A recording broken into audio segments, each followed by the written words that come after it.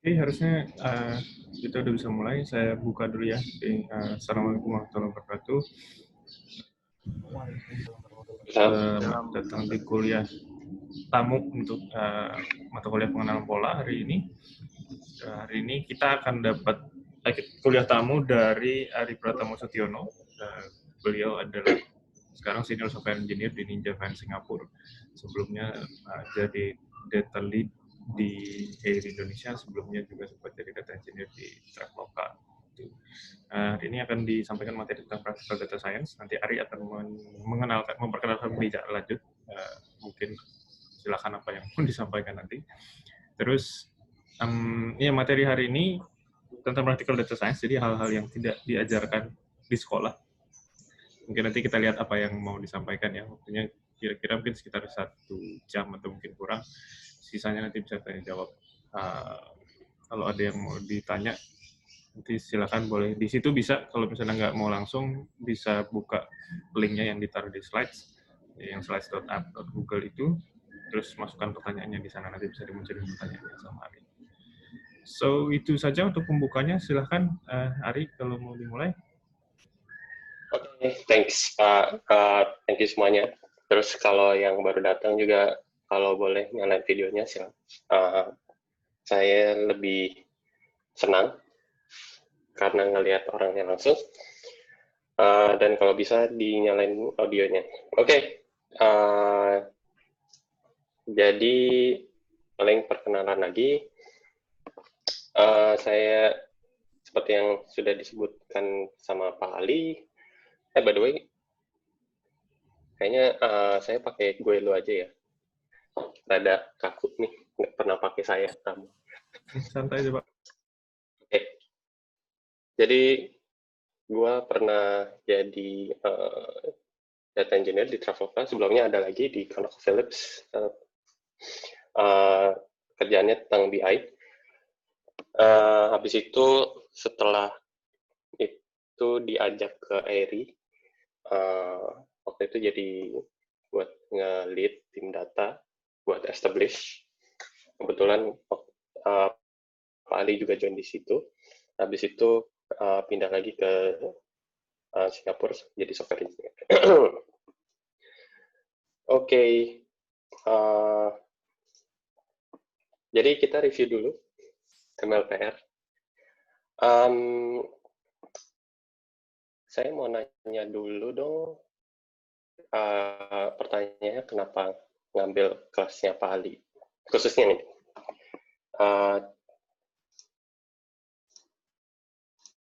Ada yang ketawa?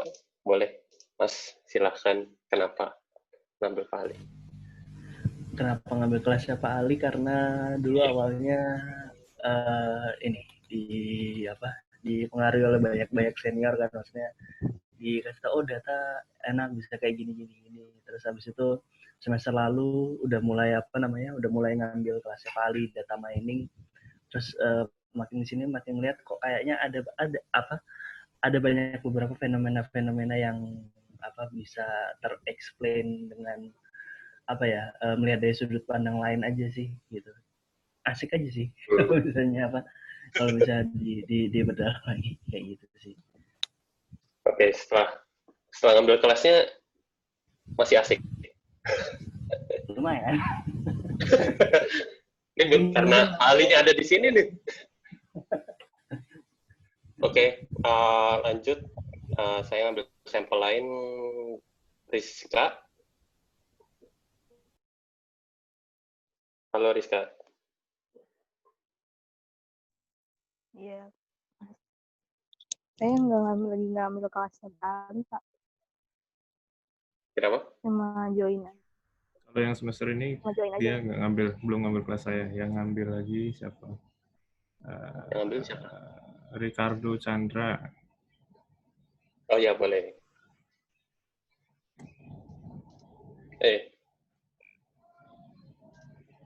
Ada? Ricardo? Oh, Ricardo yang mana?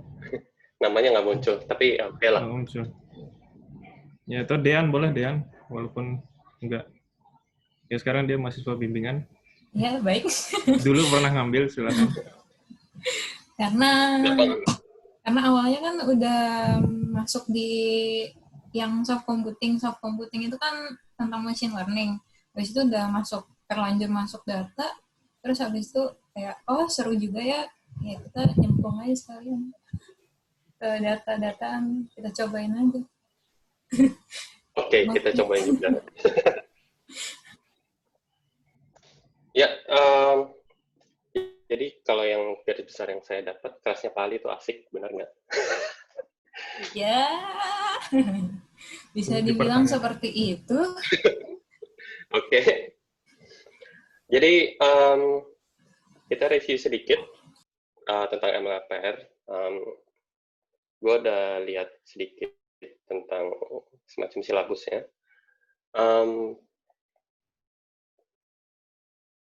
Ada yang bisa kasih tahu gue naive Bayes itu apa nggak dalam satu kalimat? Yang ambil kelasnya Pak Ali siapa lagi?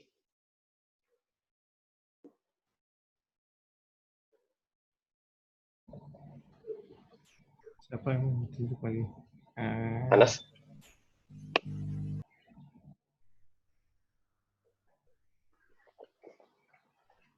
Ini ada Sabila nih. Sabila aja deh.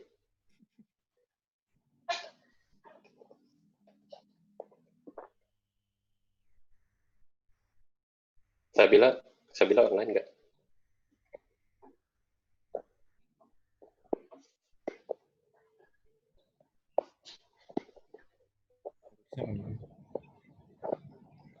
Mungkin mikrofonnya nggak bisa kali.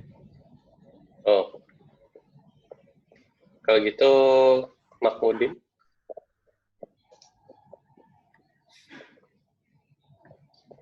By the way, jangan takut salah ya. Kalau salah, kita kasih tahu yang benar. Kesempatan belajar terakhir. Ini kelas terakhir ya?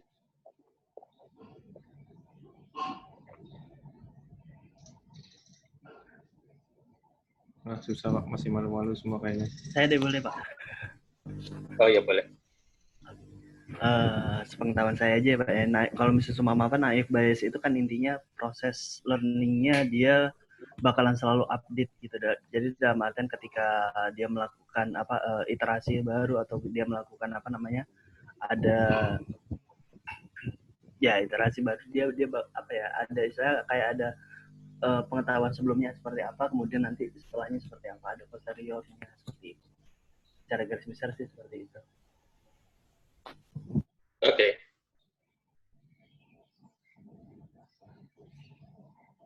Oke. Jadi naive Bayes kan kayak yang Satrio bilang, sebenarnya intinya menghitung jumlah kemunculan suatu feature terhadap suatu data. Itu aja sih intinya. Terus kalau misalnya kebetulan data yang dimasukin berikutnya tes datanya menunjukkan lebih mungkin dilihat di kelas tertentu, ya udah itu yang dikeluarin.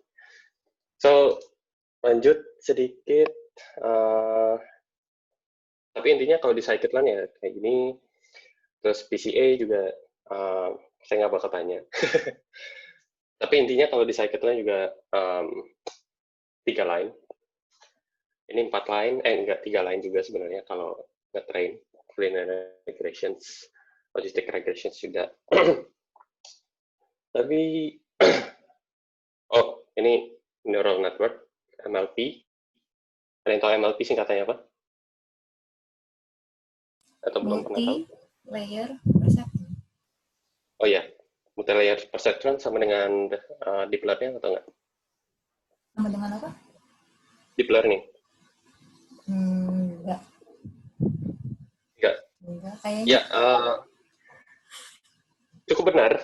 Jadi multi-layer perceptron itu intinya sih sebenarnya kalau menurut saya sinonim dari neural network. Deep learning belum tentu karena tapi biasanya saya ngambilnya sinonim juga, jadi sama dengan. Tapi multi-layer perceptron itu biasanya pakai dibilang sinonim kalau dense layer. Jadi fully connected layer ya, semuanya mirip-mirip lah. Tapi istilahnya beda-beda, nggak tahu kenapa. Mungkin karena awalnya dari perceptron, terus kemudian ditumpuk-tumpuk, jadi multi-layer perceptron, kemudian ada orang marketing lagi yang bilang deep learning, somehow. Anyway, ini cuma 3 line. Terus, pertanyaan saya, ngapain ngambil kelasnya Pak Ali?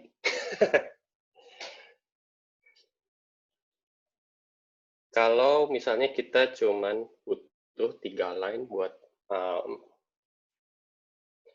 nge-run atau langsung train model, kenapa kita harus ngambil MLPR?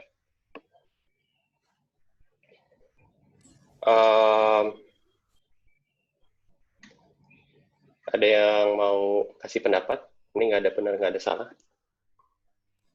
Karena kan kalau mau tahu kayak ini data nih sebenarnya harus diapain sih, itu kan juga harus ada teorinya gitu. Jadi kita tahu, oh ini datanya harus diginiin karena dia begini-begini. Kalau data yang kayak gini harus digini-giniin karena datanya bentuknya seperti ini gitu. Tapi kalau misalnya asal kita masukin aja kan kita nggak tahu dasarnya tuh apa gitu. Menurut saya sih gitu. Ada pendapat lain? Kenapa? Oh enggak, maksudnya yang lain. Ada lagi nggak yang lain yang mau kasih pendapat?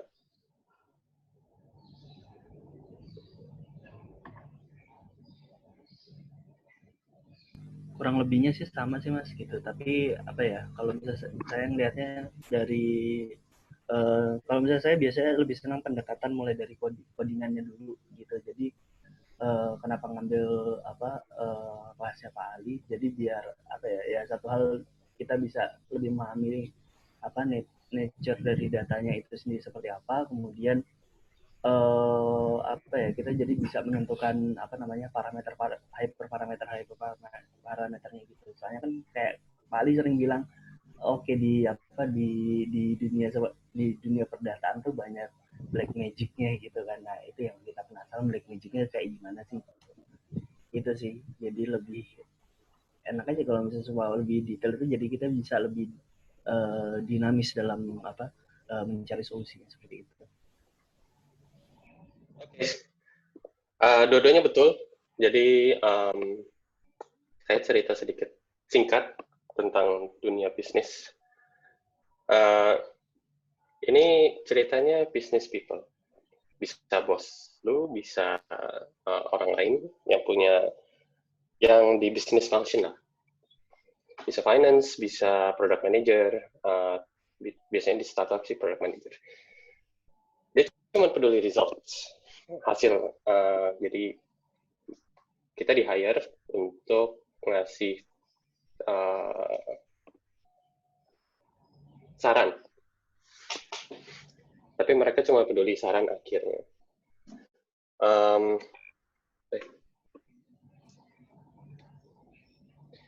Kalau mereka dikasih kayak mungkin bisa codingan, bisa analisis kita bahkan, mereka nggak ngerti ini apa. Jadi kadang-kadang kalian nggak perlu untuk memaparkan full semuanya, tapi kalian perlu kasih tahu kenapa dalam bahasa manusia. Dalam bahasa manusia maksudnya kalian nggak bisa ngejelasin misalnya PCA ke mereka gitu. Ya, doesn't make sense buat mereka buat dapetin itu dalam waktu let's say 1-2 jam.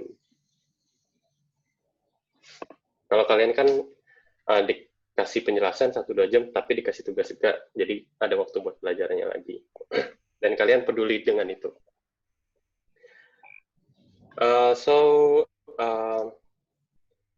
Kalau misalnya tadi Satria bilang black magic, betul. Kalau nggak tahu, kalau Dea kan ya panggilannya.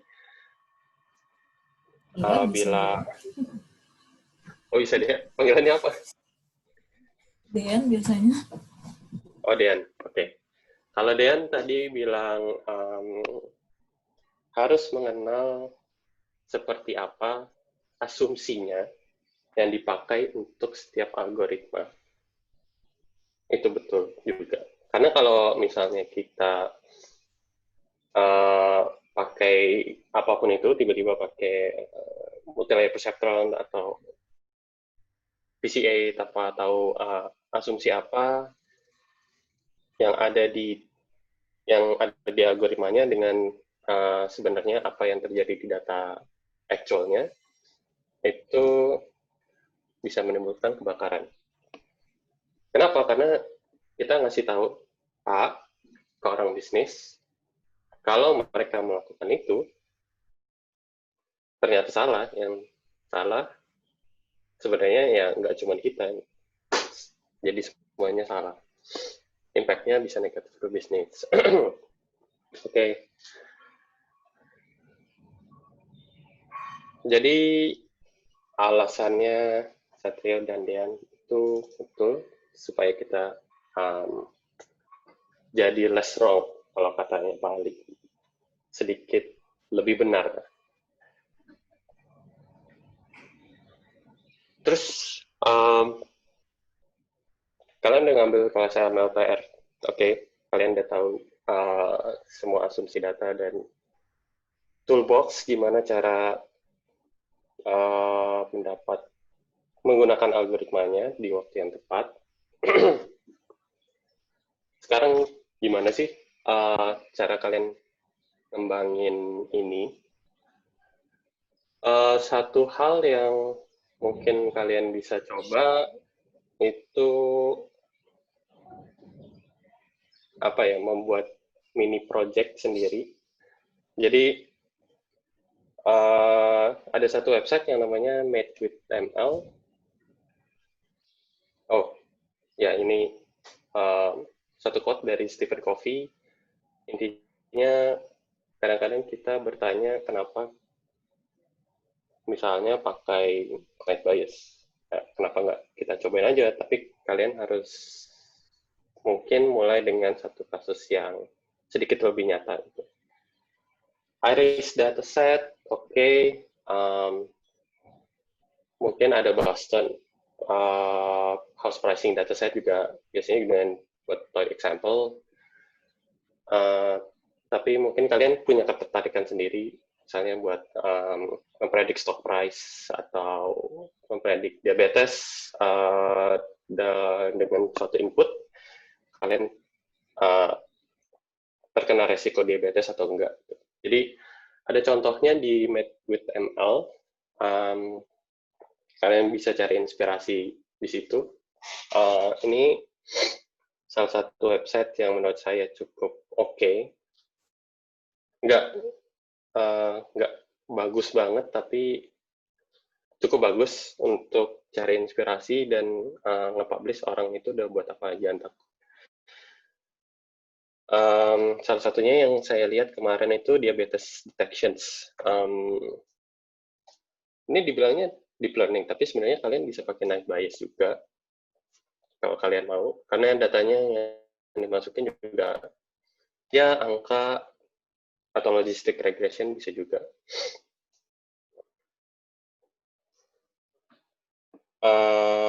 Lanjut.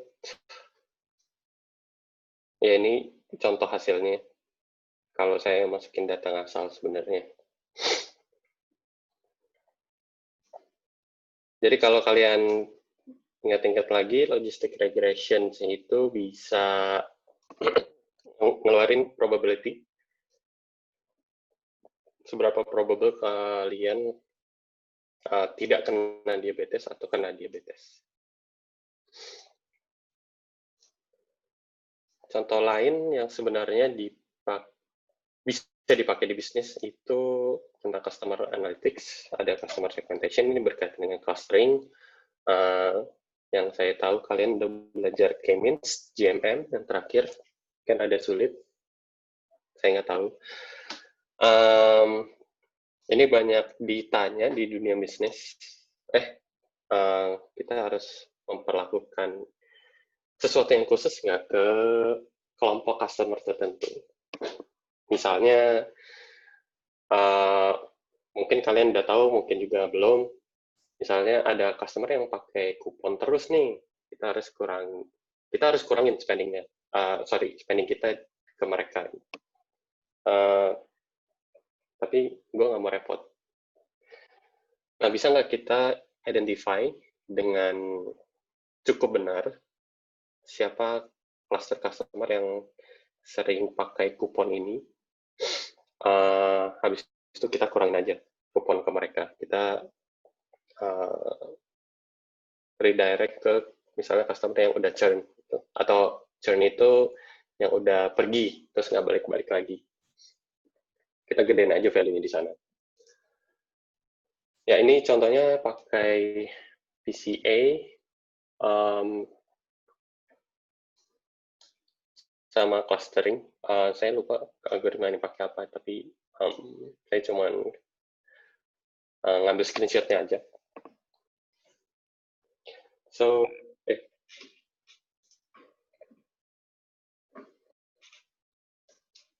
kalian sekarang udah mulai tahu nih, misalnya, kalian udah punya bayangan mau project apa.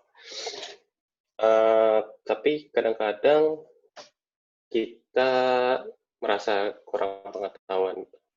Oh, ada nggak sih tools lain atau algoritma lain yang bisa kita gunain? Sebenarnya kalau menurut saya jalannya bukan cuma satu, tapi yang paling signifikan buat saya, at least, itu baca. Bacanya dari mana aja? Mungkin kalian udah tahu, belum. Towards Data Science. Ini banyak banget ide sama update tentang algoritma yang sekarang dipakai orang. PCI, kayaknya Pak Ali harusnya udah pernah sebut ini. Buat kalian yang tertarik buat belajar neural networks, ini practically bagus. However, si Jeremy Howard ini somehow pakai neural nets yang kadang-kadang cukup berat di komputer sendiri. Jadi, dan biasanya di video lecture dia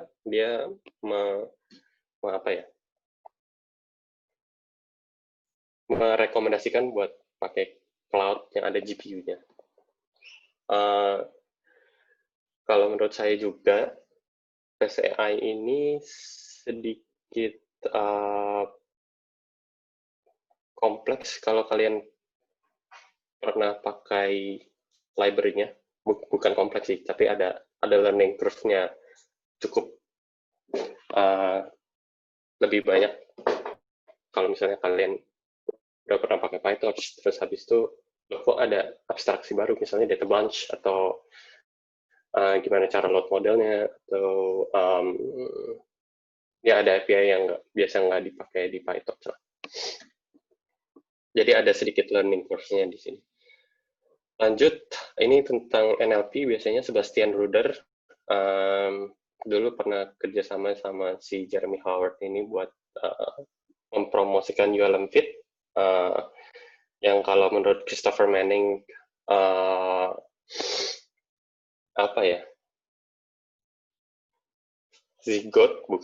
cikal bakal dari transfer learning di NLP. Dia cukup banyak ngupdate tentang tas-tas di NLP. Jadi di sini khususnya tentang NLP.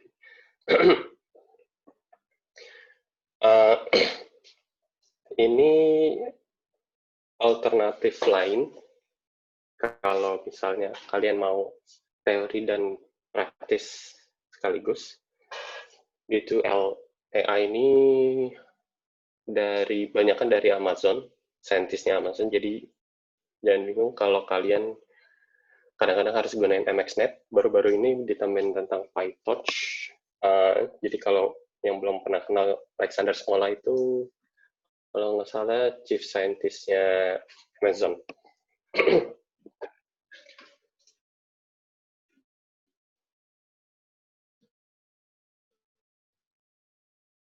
hal berikutnya yang bisa habis membaca, menulis. Kenapa? Karena kalau menurut saya, menulis itu kalian pertama nge-review lagi, sama mereframe dengan kata-kata kalian sendiri. Jadi mau nggak mau kalian harus memutar otak buat, berusaha membuat orang mengerti. Jadi intinya bisa melatih menurut saya practicality kalian juga dan konsep yang udah pernah dipelajari. Platform yang digunakan buat menulis, biasanya hambatannya kalau orang Indonesia ini ada sedikit ketakutan, nanti orang-orang ngata-ngatain gue nggak ya? Ya sebenarnya kalau dari pengalaman saya nggak perlu banyak-banyak mikir, langsung aja nulis. Gimana?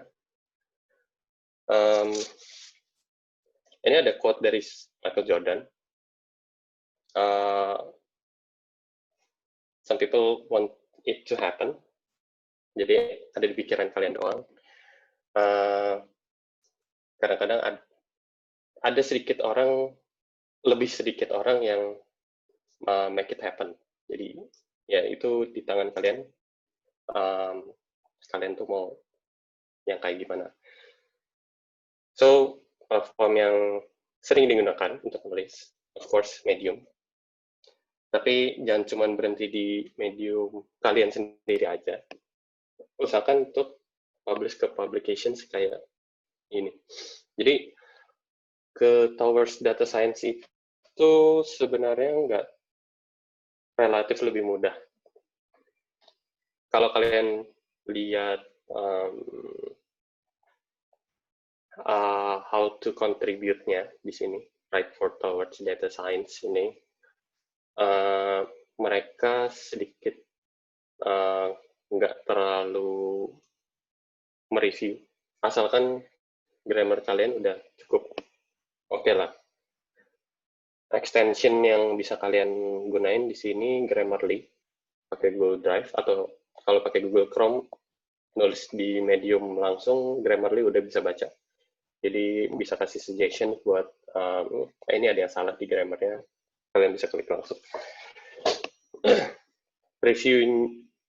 Reviewnya lama untuk pertama kali aja. Sisanya mereka somewhat publish aja. Jadi ya. Satu lagi, kalau kalian tertariknya software engineer, data juga ada juga yang publish di sini. HackerNoon. Ini reviewnya lebih lama. Nggak tahu kenapa apa yang mereka lakukan. Dan platformnya lebih baru karena mereka baru cabut dari Medium. So, okay. Selanjutnya saya akan kasih tahu sedikit tentang tools-tools yang udah ada di market, open source atau enggak. Yang gue kasih tahu sih kebanyakan open source ya. Ini platform yang ada di market tahun 2018 ya, apalagi sekarang. Jadi pertanyaannya, mungkin kalian bisa lihat di bagian AI Machine Learning Deep Learning ada sedikit yang Pak Ale ajarin tuh, scikit-learn. Saya nggak tahu kalian diajarin Big Data atau enggak di di Al-Azhar, diajarin nggak Pak? Ada kelas lainnya nggak? Ada, bukan saya yang pegang. Oh iya. Jadi yang kalian diajarin di kelas mungkin bisa jadi udah obsolete atau ada yang dipakai, pasti ada yang masih dipakai juga. Tapi di sini saya mau highlight beberapa. Pertama, kalian nggak perlu belajar semuanya, semua tools itu cukup exhaustif, cukup memeras keringat. Kalau pengalaman saya di Traveloka dulu, waktu itu bareng sama Randy, Bambang Junior, 3 bulan belajar, terus kita ya udah YOLO aja. Udah kita coba yang paling baru aja nih, si Spark. Gitu. Karena terlalu banyak dan terlalu memakan waktu buat belajar semua atau cari ini bedanya apa sih dengan ini.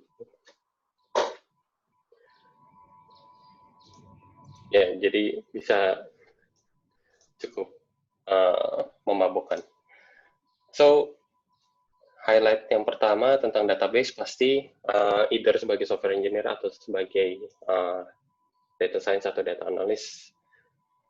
Kalau kalian harus memilih belajar apa, belajar yang kalau database paling standar, RDBMS. Karena dua MySQL dan Postgre ini udah cukup banyak digunakan, walaupun ada beberapa perusahaan yang menggunakan MongoDB misalnya, NoSQL. Tapi MongoDB itu sedikit tidak data analyst friendly. Nggak sedikit sih, sebenarnya banyak. Terutama karena dari JSON. pengalaman. Oh iya, betul. Jadi, di Traveloka dulu susah banget, bahkan mungkin sampai sekarang ada technical debt itu karena database yang digunakan MongoDB. Bukan karena database-nya, cuman karena JSON-nya. Nggak ada skema, dan bisa nested. Dan nested-nya nggak ada skema. Jadi, begitu data analis coba ngeproses, loh kok nggak ada field-nya? Error di kodenya. Atau udah masuk ke 3 level dalamnya, nggak ada field-nya juga. Error lagi. So, something like that. MySQL sama PostgreSQL juga punya JSON field, tapi sebaiknya kalau bisa jangan dipakai. Stick to normal form yang saya nggak tahu sih udah diajarin atau belum, tapi stick to that kalau bisa. Denormalization kalian mungkin harus coba-coba. Maksudnya kalau yang kalian diajarin di kelas itu kan normal form, which is meminimalisir data storage. Tapi data storage sekarang udah sangat murah. Kalian bisa join seenak jidat, nggak seenak jidat sih, maksudnya dengan konsep tertentu aja. Oke, so selanjutnya message queues. Ada yang udah pernah belajar ini belum? Oke, asumsinya belum. Jadi message queues ini biasanya buat seperti namanya, untuk mengantrikan pesan. Pesannya apa? Pesannya bisa dalam bentuk JSON. Jadi ini kayak request, tapi misalnya saya nge-request ke Sabila, ini gue tinggalin di sini ya, nanti lo ambil aja gitu. Itu konsepnya message queues dalam layman term. Jadi kalau biasanya kita pakai REST API, kayak ngomong langsung, Sat, gimana kabar lu? Dia harus langsung balas, nggak mungkin nanti gitu. Message queues yang saya rekomendasikan untuk dicoba-coba itu pertama Kafka, open source solutions dari LinkedIn dan Confluent kalau sekarang, sama Google PubSub karena di Google Cloud Platform doang, dan ini sangat murah. Nah, Big Data Processing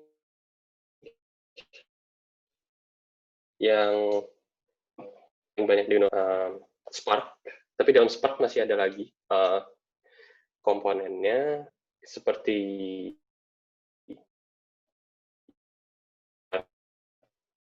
itu scheduler untuk itu data format aja. Jadi begitu kalian baca sama tulis data, biasanya kan kalau dalam pikiran kalian, oh ya, udah JSON aja. Tapi JSON punya kelemahan, satu yang paling jelas mengulang field. Jadi datanya otomatis lebih besar. Kalau kalian ada 1 juta row ya, dan 100 kolom, itu ada field-field metadata yang diulang-ulang terus, sehingga ya otomatis jadi besar satu filenya itu. Parquet itu menghandle ini satu. Yang kedua, kalau misalnya JSON itu harus iterasi dari, misalnya kalian punya list gitu, tolong cariin saya, tolong agregat semua kolom B, row JSON-nya, terus lihat apakah ini ada kolomnya atau enggak, baru kalau ada tambahin 1 gitu. Nah, kalau Parquet ini memungkinkan untuk oh ya udah, gue ngambil kolom ini aja langsung. Yang kedua, kalau kalian misalnya udah punya big data processing, kalian bisa memproses data, misalnya file dalam jumlah 1 tera misalnya. Tapi kalian perlu semacam workflow, atau yang nggak bisa langsung diproses kayak gini, kita harus step by step. Bisa coba gunain Airflow sebagai orchestration ya, itu artinya orchestration. Jadi membuat semacam perangkat kerja untuk data processing. Nah, sometimes kalian juga maunya, oh ya udah, gue bisanya SQL, gue nggak mau belajar Spark lagi. Gimana caranya? Ini ada solusi lain. Presto itu standalone, jadi nggak langsung connect ke Spark, tapi kalau di Spark ada Spark SQL-nya juga. Dan ada data frame layer yang mirip-mirip sama Pandas. Another solution itu Hive. Jadi Hive ini biasanya digunakan barengan sama Hadoop. Ini solution dari Facebook. Dan dua, Presto dan Hive ini biasanya ada function tambahan yang apa ya, nggak ada di SQL standar. Presto itu lebih banyak di SQL standar, Hive itu ada HiveQL, jadi mirip SQL, tapi banyak yang nggak ada di SQL. Ada pertanyaan nih, materi yang diajarkan di MLPR ini udah cukup untuk terjun di bidang industri belum? Menurut saya sih cukup ya. Cuman mungkin butuh semacam ingat-ingat lagi, atau biasanya di data processing di dunia industri yang lebih ribet aja. Tapi kalau modelingnya sih ya mirip-mirip aja, kayak tadi 3 line.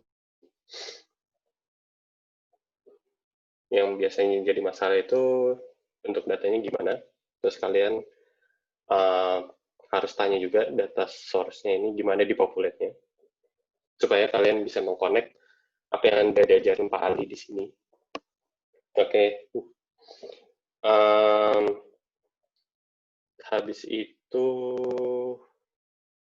tadi saya mau bilang apa ya? Lupa. Oke, ya 2 itu dulu deh. Udah menjawab belum?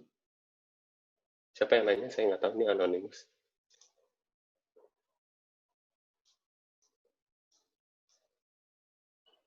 Oke, saya anggap udah ya. So, visualizations harusnya sebagian besar udah dikasih sama Pak Ali. Matplotlib sama Seaborn, kayaknya Ali sering banget pakai 2 ini. Satu lagi yang dikenalin untuk interactive visualizations itu Altair sama Plotly.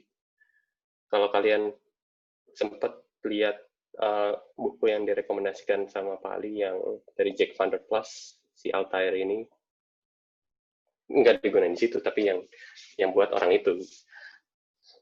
Terus satu lagi yang kayaknya kalian mungkin less familiar itu Volume untuk visualisasi dalam bentuk map di Jupyter Notebook compatible. Machine learning stick to scikit-learn. Yang lain itu cuma tambahan kayak UMap, XGBoost, Catboost. Time series, kalau kalian baru nyoba-nyoba langsung gunain FBProfet aja. Sisanya TS-Fresh ini buat pre-processing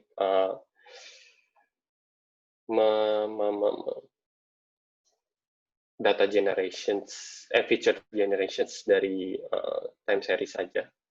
Yang satu lagi causal impact dari Google, implementasinya dalam programming language R, tapi ada yang versi Python-nya juga.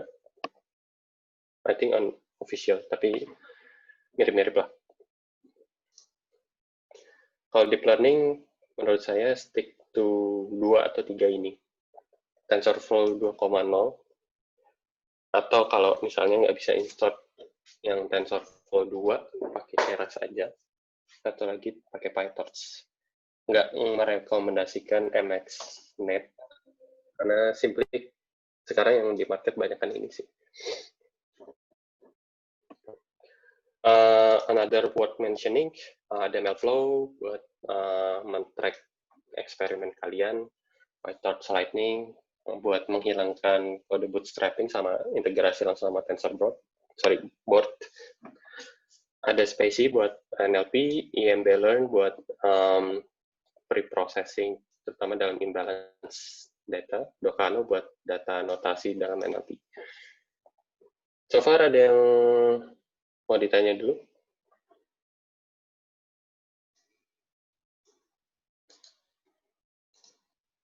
Oke, lanjut. Tanya boleh? Boleh. Oke, untuk tools-tools yang tadi dikasih tahu itu apa namanya, kan kalau misalnya yang kita udah familiar kayak apa namanya scikit-learn dan kawan-kawannya yang selama ini kita pakai masih applicable di personal computer lah gitu. Tapi kalau misalnya apa namanya ada nggak sih yang tools-tools yang tadi disebutin yang makan resource tinggi banget, jadi apa kita harus ngerunnya di cloud atau arsitektur lain seperti itu.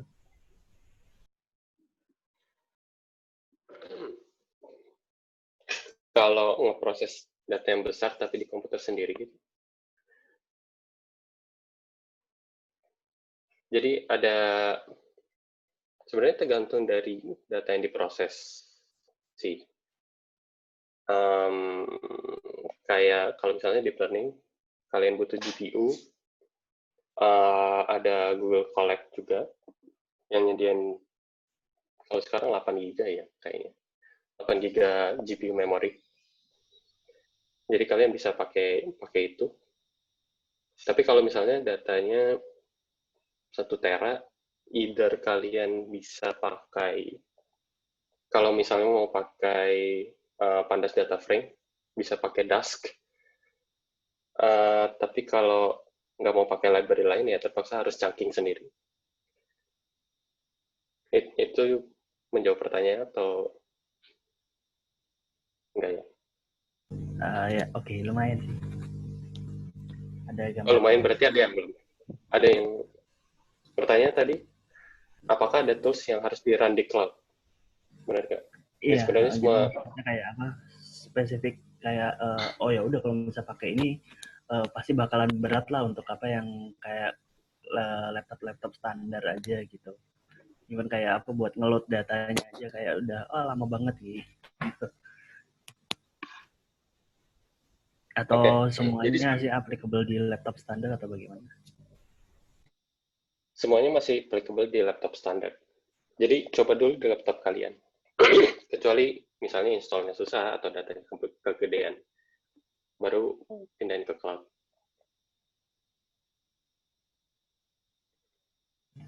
Oke, jelas. Makasih. Aku mau nanya. Oke. Ya. Jadi kemarin sempat nyobain PyTorch sama Keras. Nah, terus tuh di Keras itu kan jadi ceritanya ada 3 folder. Nah, kalau di PyTorch itu saya nyoba 3 folder, dia belum penuh. Tapi sedangkan pakai Keras nyobain 3 folder aja dia udah dia bilang udah kepenuhan. Itu apakah si Keras sama si PyTorch ini emang maksudnya apakah si PyTorch ini memang punya kelebihan dia memproses datanya lebih kecil atau gimana gitu? Implementasinya dua-duanya beda, tapi ini kepenuhan saya asumsiin memori GPU-nya atau memori RAM kamu. GPU-nya. Waktu itu dia si Kerasnya udah minta GPU-nya udah kepenuhan gitu. Di collab tuh dia bilang GPU-nya udah kepenuhan, sedangkan si PyTorch itu udah sampai selesai, benar-benar udah sampai trainingnya selesai itu dia bisa jalan. Itu karena emang PyTorch-nya komputasinya lebih kecil atau gimana? Sebenarnya dua-duanya komputasinya mirip, cuman gimana nge-load batch-nya itu yang saya nggak tahu kamu dan PyTorch dan kamu dan Kerasnya itu kayak gimana. Jadi kalau nge-load batch-nya, kalau misalnya batch-nya udah beda, ya pasti. Tapi asumsinya pasti enggak. Misalnya batch-nya mirip, dalamannya Kerasnya mungkin pertama baca semua, entah kenapa. Baru di-chunking di memori, bisa juga. Atau mungkin arsitekturnya beda. Jadi masih terlalu banyak yang saya harus lihat sih sebelum bisa ngejawab pertanyaan kamu. Tapi in a sense implementasinya pasti beda gitu. Kalau misalnya kepenuhan kalian Dean bisa ngurangin jumlah batch-nya misalnya di Keras kalau tetap mau pakai Keras.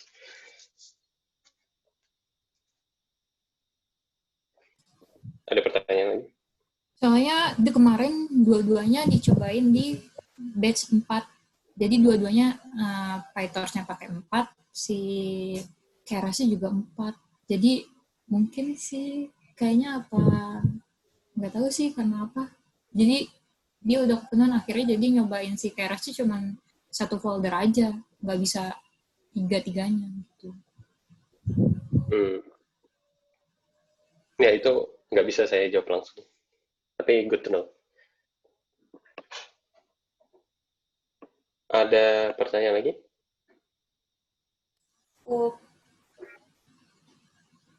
Oke. Yang lain? Kalau enggak, saya udah lanjut.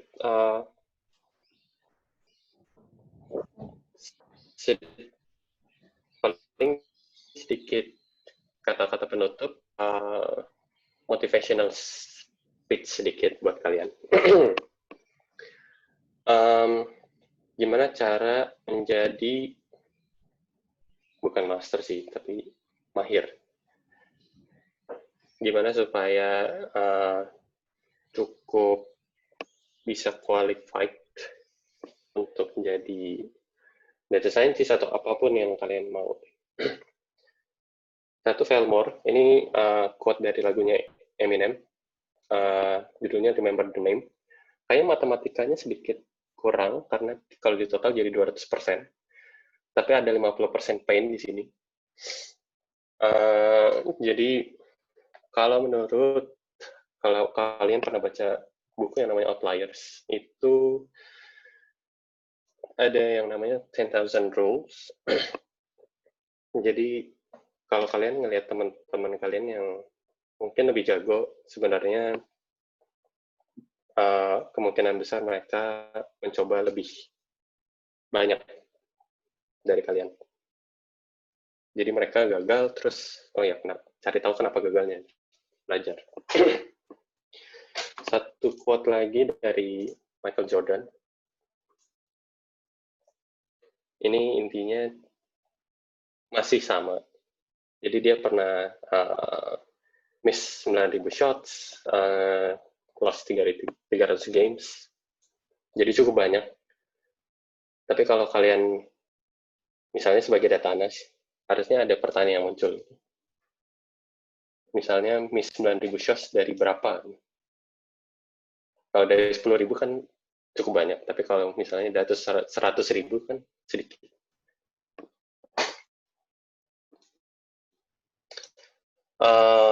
Tapi nevertheless, intinya adalah fail more, learn more. Habis itu yang terakhir, ini yang saya alamin aja. Jadi, kadang kita punya bias, mengasosiasikan diri kita dengan sesuatu, biasanya mungkin universitas, misal kalian keterima di suatu kerjaan, terus peers kalian cukup banyak, kalau dalam kasus saya, seperti ini. Kalau kalian lihat di bawah kanan itu Universitas Indonesia, yang lain ya universitas tinggi-tinggi lah. Tapi sebenarnya itu dalam pikiran kita doang. Sebenarnya itu seperti ini. Jadi jangan takut bertanya, jangan takut belajar, jangan takut ngobrol, gain anything.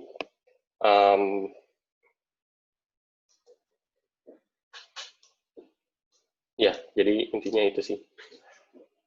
Oke, thank you so far. Kalau ada pertanyaan, silakan. Sesinya dibalikin ke Pak Ali lagi. Ya, oke. Terima kasih Ari sudah sharing-nya. Jadi sedikit summary-nya tadi, kalau dari awal kita bicara tentang masalah machine learning, apakah yang diajarin di kelas kepake di industri terpakai, tapi apakah itu cukup? Belum tentu, gitu kan? Masih banyak materi tambahan yang perlu dipelajarin lagi. Ada framework yang baru, ada library yang baru, dan itu terus berkembang ke depannya. Terus tadi juga sempat disinggung masalah, ya intinya sih, mau menjadi software engineer ataupun jadi data scientist yang baik, pada akhirnya pasti menemukan salah, pasti menemukan gagalnya. Dan yang penting kita bisa bertahan supaya bisa berkembang terus. Jadi jangan kecil hati juga dengan kalau ngelihat peers-nya, oh kayaknya mereka jago-jago ya, mungkin bisa jadi mereka sebenarnya gagalnya sudah lebih sering gitu, sehingga bisa mengerti lebih banyak sekarang. Secara umum paling itu. Kalau ada yang mungkin masih mau ditanyakan, silakan dari yang lain.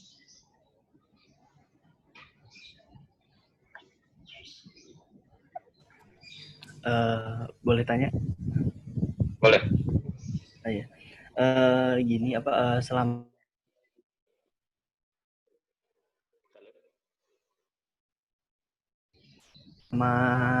mulai mempelajari perdataan ini, kan saya suka mikir-mikir sendiri ya. Maksudnya kan tadi kan Pak Ali sering ngomong kalau bisa oke, kita belajar data itu istilahnya supaya kita jadi sedikit lebih benar gitu kan. Nah cuman kadang saya mikir ini dalam artian konsep benar itu seperti apa gitu loh, the concept of the real truth gitu.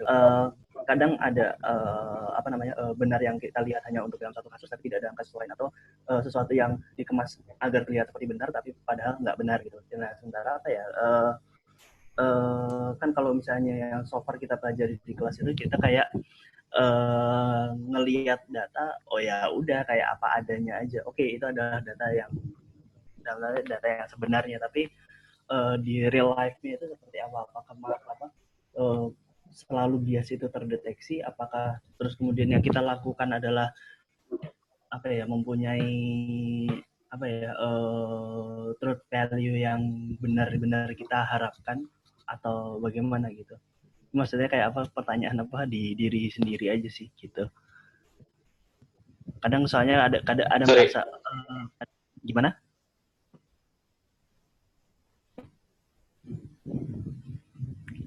Halo? Ya, jadi tadi di komputer saya, kalau saya ulangin pertanyaan Satrio, benar nggak pertanyaan gini? Sebenarnya yang terjadi di dunia industri atau dunia nyata itu seperti yang diajarkan atau enggak?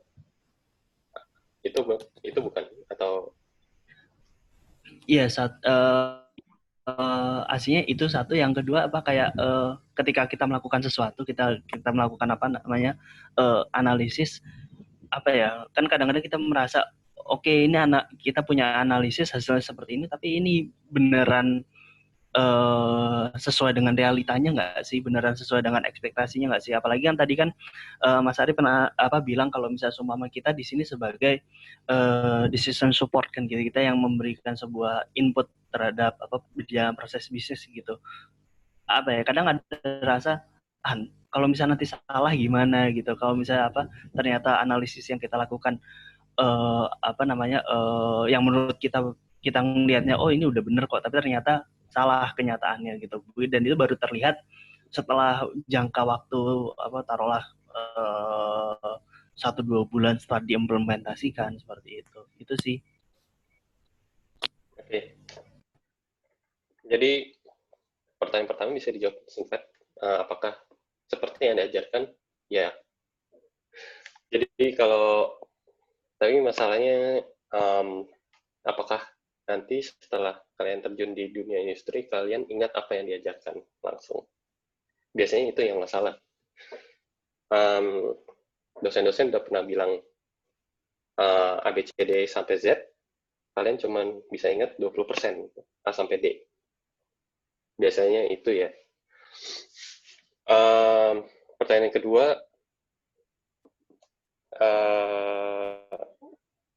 ada anxiety, ini benar atau enggak? Jadi, kalau kalian udah menghasilkan satu analisis, kalian present ke business users,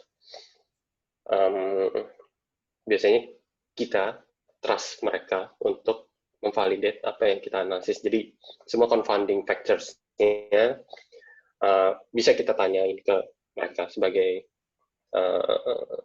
yang punya domain knowledge expert-nya lah. Jadi kalau kita berdua udah oke, lanjutnya adalah biasanya bukan full roll out. Tapi kadang-kadang emang ya udah kita cobain aja gitu. Cara tahunya cuma cobain aja.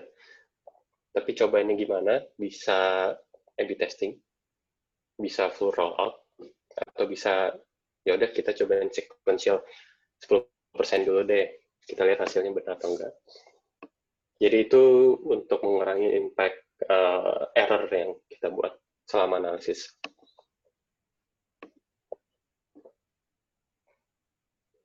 Menjawab pertanyaan. Oke, menjawab sih. Satu lagi boleh? Ya boleh. Saya suka bingung yang dimaksud ketika melakukan komputasi itu mahal. Dalam artian mahal itu seperti apa sih? Dalam artian mahal waktu dan resource dalam artian memori computingnya, atau mahal dalam artian ngeluarin duitnya gitu. Nah, kalau misalnya mahal dalam artian ngeluarin duitnya itu kayak gimana sih maksudnya gitu? Apa bukannya perusahaan udah punya arsitektur yang mereka sudah punya dan segala macam, terus ya misalnya kayak ya udah kita harusnya bisa melakukan perhitungan berapa kali aja kita mau dong, atau kayak gimana sih aslinya di industri? Ini siapa yang bilang? Saya belum bilang mahal sih. Tapi ya untuk menjawab pertanyaannya, ini dua variabel yang berkorelasi. Jadi kenapa mahal? Biasanya ya sebenarnya saya udah jawab sendiri. Mahal itu dalam artian kalau dari bisnis mereka mengartikan sebagai duit. Tapi duit itu buat bayar computation power. Computation power artinya bisa memory, bisa waktu, bisa CPU. Jadi, tapi selanjutnya bukannya perusahaan punya budget sendiri gitu ya. Kalau dalam pengalaman saya di startup sih biasanya enggak. Jadi kita yang propose budgetnya. Kita pakai ini karena gini, kita bandingin. Oh, kalau pakai yang lain, turns out 10 kali lipat, 2 kali lipat, atau 1,5. lebih mahal. Ya gitu sih. Jadi kita sebagai software engineer atau data scientist mungkin yang harus nge-propose budgetnya. Tapi in case kalau misalnya udah punya arsitekturnya sendiri, dan sebenarnya udah tinggal pakai aja. Gitu. Kecuali ada adjustment yang cukup signifikan buat consider tools baru.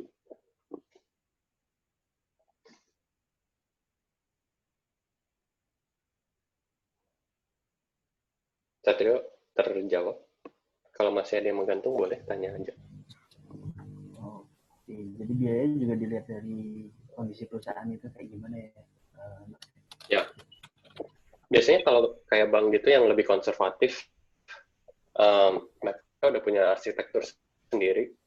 Mereka mungkin nggak boleh gunain cloud services kayak AWS, jadi harus pakai yang udah ada. Atau teman saya yang namanya Oke Riza Wibisono kerja di Bank Indonesia, yang terpaksa dia harus deploy sendiri di grid yang mereka punya.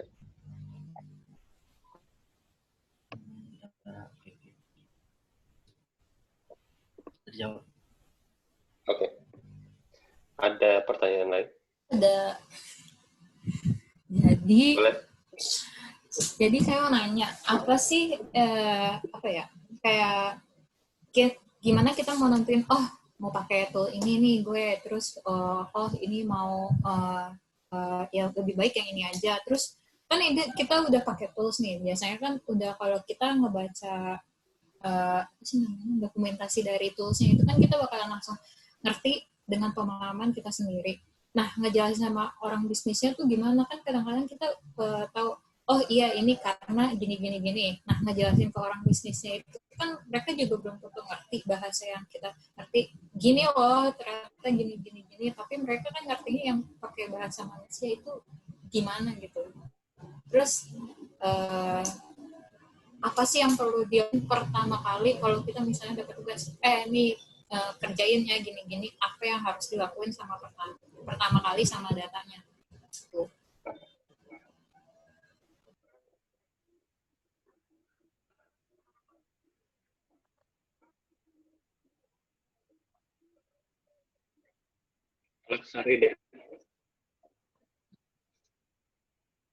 Halo Saridian.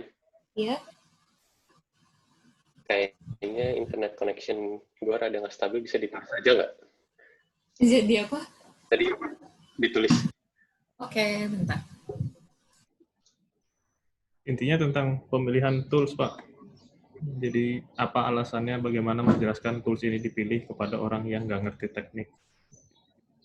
Iya, benar. Oke.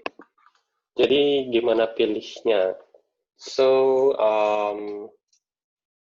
pilihnya kalau saya nge-reframe apa ya namanya?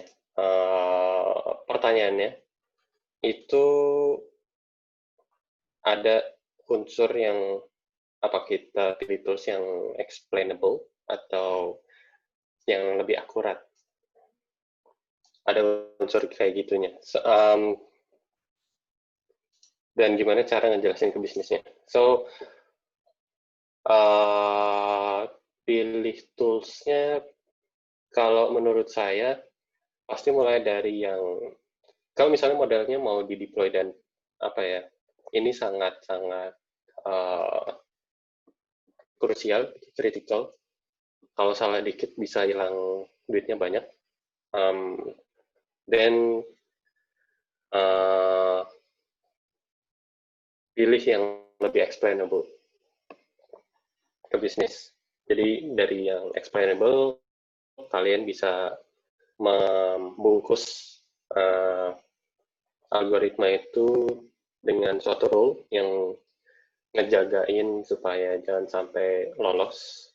Dan at least kalau kita ditanya atau orang produk manajernya misalnya nanya ini kenapa bisa jawab. Tapi soalnya kalian punya satu function yang mungkin kalau salah dikit atau bahkan banyak nggak masalah, mungkin bisa milih yang lebih advance dan lebih akurat. Tergantung juga sih case-nya.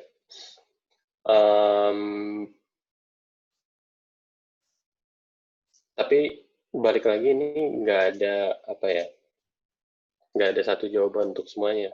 Jadi saya nggak memaparkan case by case yang exhaustive. Kalau dalam pengalaman saya sih begitu. Sempat juga pakai tools, kayaknya Pak Ali sempat juga bukan bermasalah tapi berhadapan dengan masalah yang seperti itu. Dicoba explain ke bisnis, bisnisnya nggak ngerti-ngerti misalnya. Tapi kalau misalnya mereka ya oke, cobain aja gitu, ya udah bisa langsung cobain aja, bisa dipakai. Jadi depends tingkat kepercayaan bisnis terhadap kalian juga.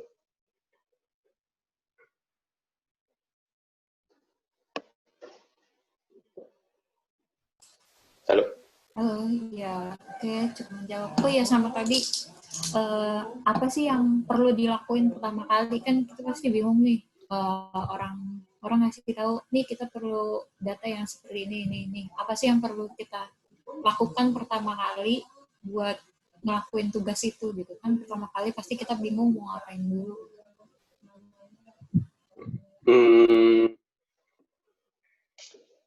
Jadi misalnya kalian diminta, saya ambil satu contoh kasus saja. Kalian diminta untuk bikin suatu customer segmentation. Menurut saya, tanya dulu yang jelas ini buat apa, datanya dari mana. Jadi gather background information sampai kalian punya same understanding with business. Yang kedua, establish benchmark. Jadi kalian coba model yang sederhana dulu, mungkin rule base, atau rule base-nya dari mana? Dari intuisi kalian. Kalau kalian pilih yang belinya dalam jumlah kecil aja gimana? Ini udah berapa persen? Jadi build somewhat simple model dulu. Sampai kalian benar-benar harus pakai yang algoritma yang lebih advance. Kalau data science workflow-nya mungkin lebih banyak ke Pak Ali. Dari ide-nya kayak gimana? Kalau itu pertanyaannya ya, saya nggak tahu. Ya, Bapak boleh dijawab, itu Pak Ali. Pertanyaannya apa? Iya. Ya, kalau proses standar untuk kayak data mining kan ada yang crisp DM itu. Jadi, tapi seperti yang tadi juga udah bilang, selalu berawal dari business understanding dulu. Jadi, apa sih masalah bisnisnya yang menjawab? Kadang pertanyaan bisnisnya sendiri perlu diformulasikan ulang gitu, karena sebenarnya bukan itu loh yang mereka pengen tahu. Jadi kalau misalnya dibilang, oh ya kita mau bisnis kita lebih berkembang. Berkembang itu kan banyak yang bisa dilihat dimensinya. Bisa dari sisi profitnya, bisa dari sisi growth-nya, bisa dari sisi pemakainya berapa, mau makainya berapa lama. Gitu. Jadi banyak definisinya. Nah, yang kayak gitu harus diformulasikan ulang dulu pertanyaannya, sampai nanti bisa dijawab dengan tools-nya. Tapi ya tadi juga seperti yang sempat disebut, yang penting risetnya dulu di awal. Jadi memang membandingkan beberapa kemungkinan. Jadi jangan ngelihat, misalnya nih, oh ini ada datanya terus langsung dieksplorasi. Enggak. Jadi justru pertanyaannya apa sih yang mau dijawab itu dulu, kemudian dilihat bagaimana cara menjawabnya, pilihannya ada apa aja, baru nanti disesuaikan dengan batasan-batasan yang ada. Jadi sebenarnya, oh ini kayaknya bisa dijawab pakai deep learning, tapi apakah harus deep learning kan belum tentu. Bisa jadi ada teknik lain yang lebih sederhana, secara komputasinya lebih murah, dan kasusnya akan berbeda-beda sesuai dengan yang sedang dihadapi. Ada yang kalau sifatnya riset ya kita ngejarnya state of the art. Jadi yang paling canggihnya apa gitu. Mungkin dari komputasinya kita bicara Google Research gitu ya, sama riset yang dilakukan di kampus di Al-Azhar ya beda skalanya gitu. Google punya kapasitas yang gede banget di sini. Karena kita terbatas dari sisi komputasinya, mungkin nggak seperti Google, ya berarti tekniknya juga harus disesuaikan. Lebih banyak ke nyobain arsitektur yang berbeda, mungkin yang lebih sederhana. Ya kayak gitulah intinya. Jadi intinya riset dulu apa aja yang mungkin dilakukan, terus disesuaikan dengan batasan yang kita punya apa. Itu baru nanti dijawab dan dievaluasi di akhir. Terus kalau misalnya gini Pak, kita udah di awal nih, kita mau begini. Terus di tengah-tengah kayaknya kalau misalnya kita ngelakuin gini, bakalan hasilnya lebih bagus deh atau lebih baik gitu. Itu apakah kita lebih baik mengikuti apa yang kita rencanain dari awal, apa ngikutin yang kemauan kita di tengah-tengah? Itu lebih baik yang seperti apa? Dua-duanya boleh jawab Bapak dan Kak Ari. Sorry, pertanyaannya apa tadi? Kalau misalnya nih, kita udah ngerencanain nih, kita mau ngelakuin ini, terus kita udah tahu nih step by step-nya ngapain aja. Terus habis itu di tengah jalan kayak, kayaknya ini bisa dilakuin dengan ini dan hasilnya akan jauh lebih ada benefitnya daripada yang kita rencanain di awal. Itu lebih baik kita ngelakuin yang dari awal kita rencanain, apa ide kita di tengah-tengah. Dari Bapak dan Kak Ari boleh dua-duanya ngasih pendapat. Oke, gue dulu ya. Jadi tergantung seberapa jauh kamu dari akhir yang pertama. Pertanyaan saya, gimana cara kamu benar-benar yakin kalau misalnya yang pertama belum diselesaikan? Maksudnya? Kalau kamu misalnya ngelakuin cara kamu yang awal, kamu nemu cara lain di tengah-tengah. Ini kan penelitian orang lain. Dalam penelitian kamu atau analisis kamu, gimana caranya kamu beneran yakin ini signifikan atau enggak kalau kamu belum menyelesaikan result sampai hasil akhir yang pertama. Jadi kalau saya nge-refresh, beresin dulu yang pertama, baru yang kedua. Jadi kamu bisa bandingin, ini yang kedua beneran signifikan atau enggak, trade-off-nya apa.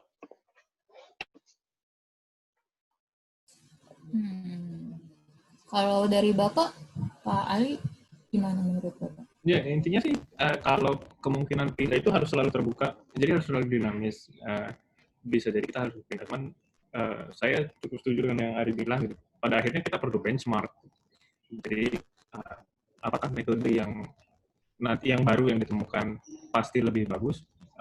Belum tentu. Itu yang pertama. Yang kedua, kalau memang lebih bagus, seberapa lebih bagusnya gitu. Kalau ternyata perbedaannya tipis, dari sisi anggaplah gitu ya, kita membandingkan machine learning model, kalau yang hasil akhirnya akurasinya bedanya tipis tapi ternyata secara komputasi jauh, yang satu mungkin cuma berapa menit, yang satu beberapa jam, kan jadi ada perbandingan yang lain gitu. Jadi ini selalu case by case, perlu dilihat yang sedang dihadapinya seperti apa. Bisa jadi perlu pindah, bisa juga enggak. Dan sekali lagi perlu diakses ke pertanyaan di awal yang kamu butuhkan itu sebenarnya yang seperti apa. Ada kasusnya ketika ya ini straightforward, ini sudah sangat jelas bahwa ini pasti lebih bagus dari segala sisinya, atau ya kekurangannya, kontranya cuma sedikit. Jadi bisa jadi kita langsung pindah. Tapi sekali lagi yang perlu dicek adalah ada assessment-nya, terus yang penting tetap terbuka untuk kemungkinan kebutuhan pindahnya. Karena pindah itu kalau misalnya buat sendiri mungkin gampang, tapi juga kalau kita bicara perubahannya skala besar gitu ya, skala industri, itu bukan sesuatu yang mudah karena pasti melibatkan banyak pihak yang kita tidak tujukan gitu. Istilahnya ada konsekuensi yang kita tidak duga-duga sebelumnya, unintended consequences. Jadi ya kayaknya ubah ini doang kecil lah ya gitu, dan secara performance-nya naiknya banyak gitu. Terus tiba-tiba kita ubah, ternyata yang lain ada yang teriak gitu. Kok ada yang aneh gitu di lapangan apapun itu gitu. So ada pertimbangan gitu, Pak. Jadi sekali lagi case by case, cuman secara umum boleh pindah enggak? Kalau pertanyaannya boleh. Kalau pertanyaannya harus pindah enggak? Nah itu yang jadi case by case. Gitu sih. Oke, baik Kak. Terima kasih. Ada pertanyaan lagi? Cukup ya, saya pikir. Terima kasih kalau gitu untuk yang sudah datang hari ini, di sesi hari ini. Kalau ada pertanyaan tambahan, mungkin Ari ada yang kontaknya bisa lakukan.